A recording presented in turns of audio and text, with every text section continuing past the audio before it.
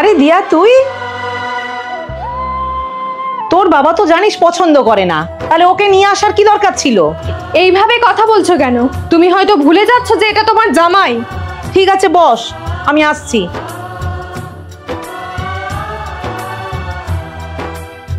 এনে একটু শরবত খা।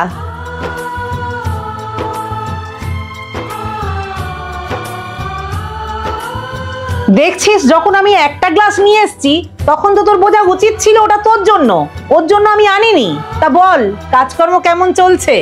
মা, চাকরির তো চেষ্টা করছি, কিন্তু সেরকম কিছু। দেখছো তো আমাদের মা মেয়ের মধ্যে কথা চলছে, তাহলে তুমি উত্তর দিচ্ছ কেন? আর তুমি তো চাকরি বাকরি কিছু করো না, পরে আমার মেয়ে, আর ঘরে বসে আমার মেয়ের টাকায় তুমি অন্ন ধ্বংস করো। তোমার কি হয়েছে বলো তো? আসার পর থেকেই ওর সাথে খারাপ ব্যবহার করে যাচ্ছ।